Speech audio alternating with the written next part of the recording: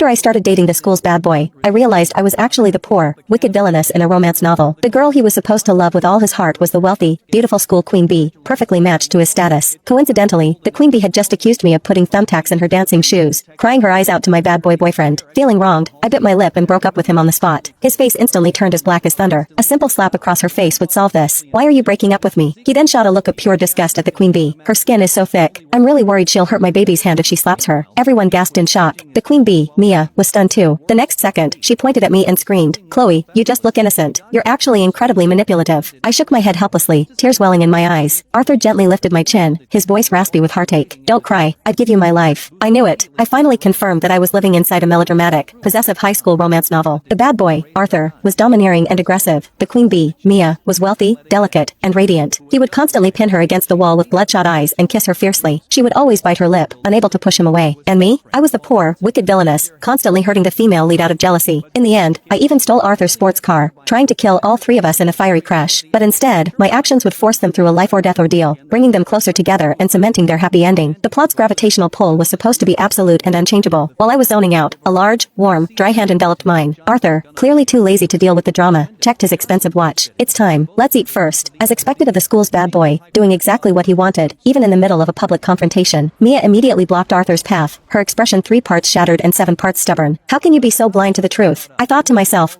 yes, beautiful romances always begin with conflict. Arthur laughed. He fixed a dark, sinister stare on Mia, looking like he wanted to bore a hole right through her. He squeezed a few words through his sexy, thin lips. "Don't worry, she's not going anywhere." Mia froze, a sudden shiver running through her body. She immediately shifted to a more pitiful tone. "My finale performance for the school's anniversary gala is ruined. Do you really not care?" Arthur clicked his tongue in annoyance. "I wasn't the one who told you to slack off every day and practice like you were performing an exorcism. What does that have to do with me?" The crowd inhaled sharply. Arthur grabbed my hand and swaggered off, humming a tune as we walked away. "Eat more. You're too skinny." When I snapped back to reality, Arthur and I were already sitting inside a high-end, exclusive private restaurant. Even though it was just the two of us, a lavish array of dishes covered the entire rosewood table. The cost of this single meal could easily cover my living expenses for a month. I stared blankly at Arthur as he carefully picked the bones out of a piece of fish for me. He had a poor appetite himself, just picking at a few vegetables and sipping some soup before declaring he was done. But he constantly urged me to eat more meat, claiming it was nutritious. I was afraid of fish bones, so he personally served me. The corners of his thin lips curved up slightly. He treated this minor task with the seriousness of a state affair. I bit my chopsticks, feeling a little greedy for this kind of warmth, because my mother only ever favored my brother, treating me like a burdensome chore. She dumped all the housework on me, and even the slightest mistake earned me a beating or a scolding. She told me I wasn't some rich heiress and needed to face reality early on. Those daughters of wealthy families are born to enjoy life. She would say it with a look of intense jealousy and animation. When I was 8, simply because a bowl was too hot and I dropped it, she made me stand outside in the freezing winter night as punishment. Sometimes I even